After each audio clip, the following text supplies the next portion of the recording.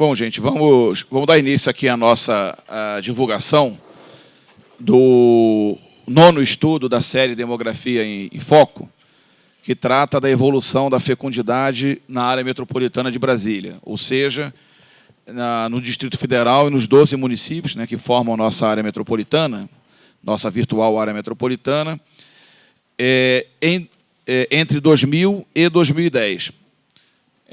Temos aqui a Ana Bocucci, que foi a responsável pela elaboração do estudo, né, a Mônica França, que é a chefe do núcleo de estudos populacionais, o Jussânio, que é o diretor da área, e a Gisele Moraes, que está aqui representando a Secretaria de Saúde do DF. Estamos aguardando também o IBGE, confirmou presença aqui, e tem uma participação, sempre tem uma participação grande nesses estudos sobre demografia. Esse estudo sobre a evolução da fecundidade, nossa área metropolitana, ele confirma, né, a Ana vai apresentar aqui esses dados de uma forma mais detalhada, eu vou falar muito brevemente, mas ele confirma algumas convicções que a gente tem, né, nessa área, né, em relação à fecundidade. A primeira delas é que o número de filhos por mulher tem caído, né? Ele cai no Brasil inteiro, ele cai no mundo inteiro, não é uma particularidade do Brasil. A taxa de crescimento populacional ela decresce, né, já há alguns anos no mundo inteiro, em todos os países praticamente, e aqui no DF, entre o triênio 99 e 2001, né, a base 2000 e 2009 e 2011, cai de 2,22 filhos por mulher para 1,73, que é abaixo da taxa de reposição, né, que seriam 2 filhos por mulher. E na periferia também, a queda, inclusive, é mais acentuada, cai de 2,65 para 1,84. Uma outra convicção, né, é de que as mulheres cai, né, a fecundidade entre as mulheres com idade mais reduzida, né, de 15 a 19 anos e 20 a 24, e cresce entre as mulheres acima de 25 anos, né? Cresce de 25 a 29, 30 a 34, numa escala sempre progressiva, né? A dedução óbvia para isso, né, é que as mulheres estão adiando a maternidade, né? Por N motivos, seja por uma questão de inserção no mercado de trabalho, seja por uma questão de maior número de anos de estudo, as mulheres estão estudando mais, como os homens também, mas as mulheres em maior proporção, e, em consequência, inclusive, disso, de uma maior escolaridade, e, normalmente, uma maior escolaridade leva também a opção, né, por N fatores, né, inclusive culturais, por contrair o menor número de gravidez. Então, isso a gente observa também, nos dados que a Ana vai apresentar, que quanto maior a escolaridade das mulheres, né, menos filhos e filhos mais velhos, na idade mais avançada, né? Então, são características, né, que né, marcam esse período de evolução da fecundidade, né, no Distrito Federal e na nossa periferia metropolitana. E um dado que me surpreendeu, né, porque um dos objetivos do estudo é isso, né, Ana? É confirmar aquilo que a gente já tem, né, uma leve impressão, né? A gente sabe que está indo por aí, né, mas o dado, né, o estudo ele vai mostrar e vai confirmar, né, cientificamente, vai revelar os verdadeiros números em que escala se dá essas transformações, desse perfil, na mudança desse perfil, né, da maternidade.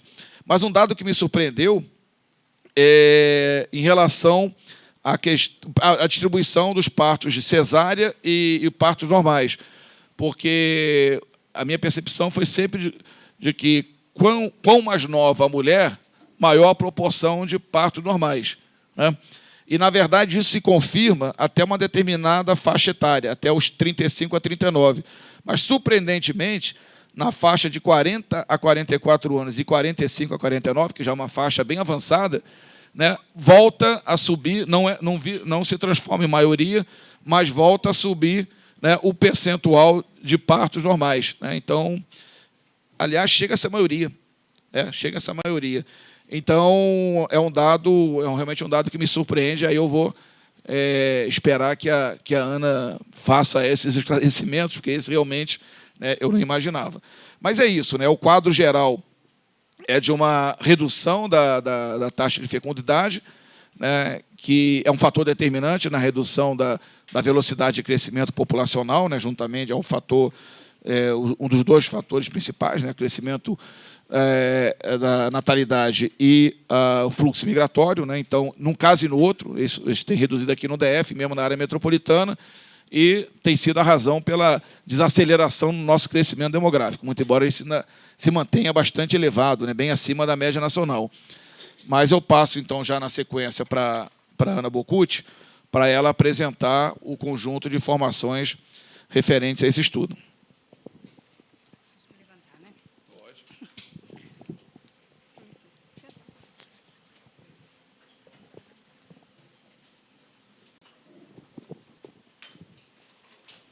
Boa tarde a todos. Boa tarde a todos. Obrigada.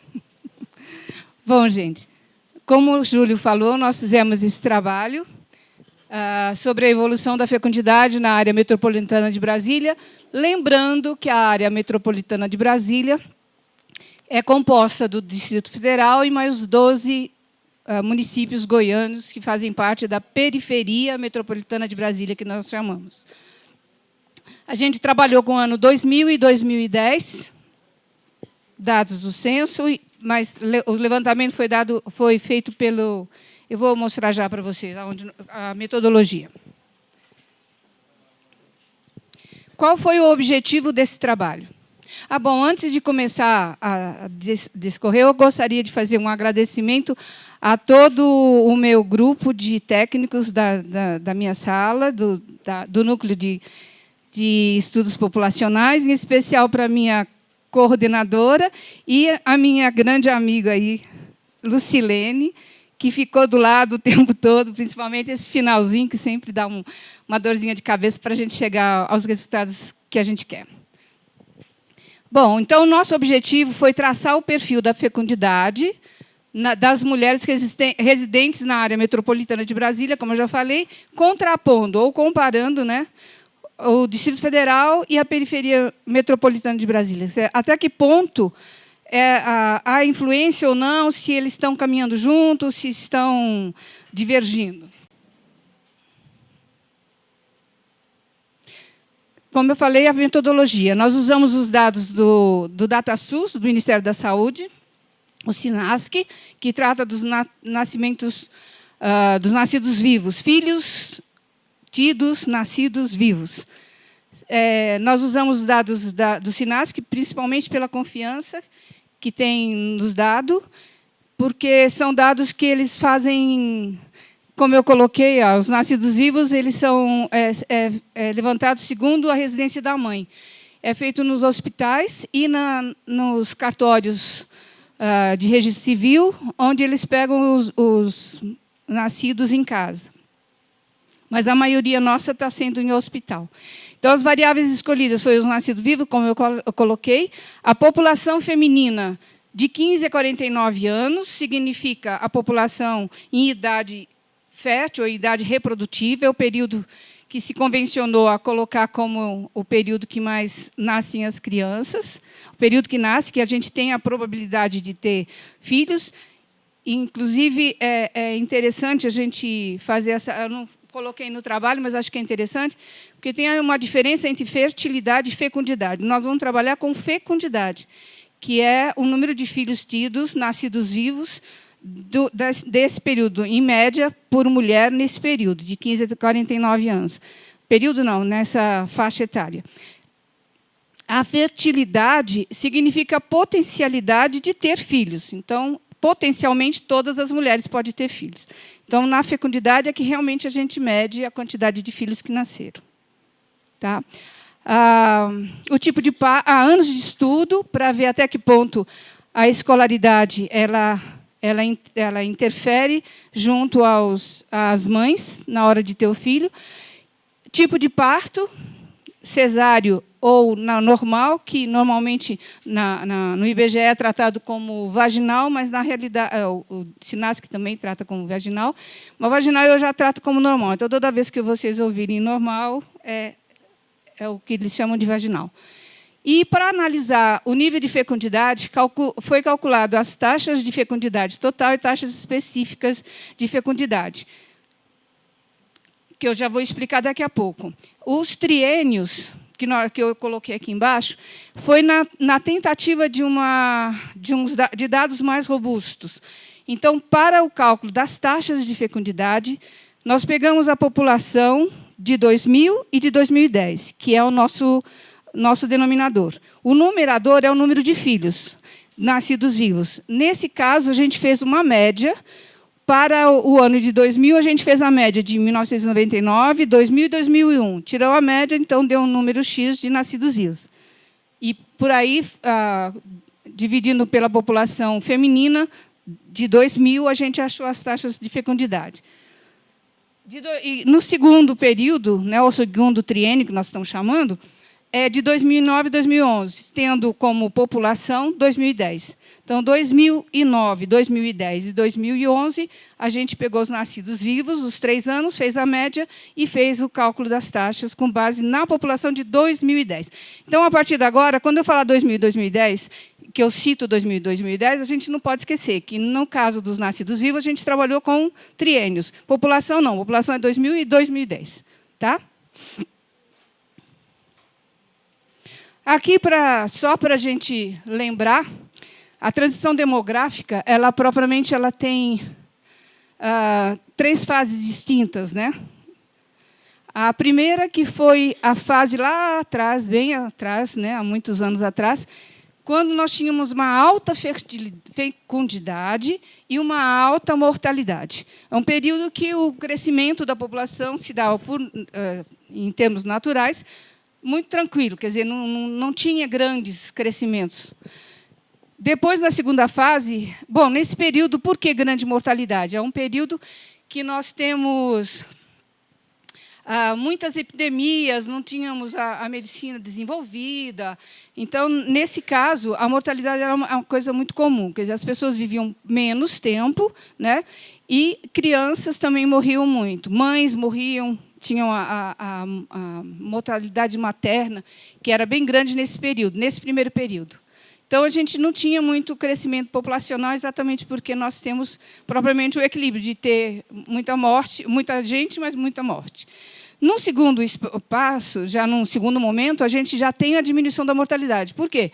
À medida que a medicina foi avançando, né, cientificamente foi se descobrindo remédios para curar doenças, etc., o que aconteceu? A mortalidade começou a diminuir e a fecundidade continuou alta. Foi mais ou menos o período que começou a despertar nas pessoas, principalmente no século passado, o que eles chamaram de explosão demográfica, ou seja, a mortalidade estava em caída, quer dizer, em queda, estava melhorando a saúde das pessoas e a fecundidade estava muito alta. Então, o que era o medo? Era o medo da explosão demográfica, que despertou, principalmente nos países desenvolvidos, a preocupação com recursos naturais. Começou a surgir essa preocupação no mundo, não era só, mas principalmente com os países em desenvolvimento, que estavam crescendo. Bom, aí veio a última fase, que é a queda da fecundidade, que é o que a gente está vivendo ainda. Nos países europeus, que começou essa transição bem antes, no século XIX, eles, no início do século XX, a Itália, por exemplo, tinha a metade da taxa de fecundidade do Brasil, no início do século. Quer dizer, era alta a nossa taxa, mas a Itália já estava num processo. A França, principalmente esses dois países. Bom, aí foi levando. Hoje, uma coisa que eu gosto de colocar é que a transição demográfica da Europa, né, dos países mais velhos, eles e mais desenvolvidos, eles chegaram a um ponto Peraí, que deixa eu ler. Bom, começou muito mais cedo, mas foi num ritmo muito menor.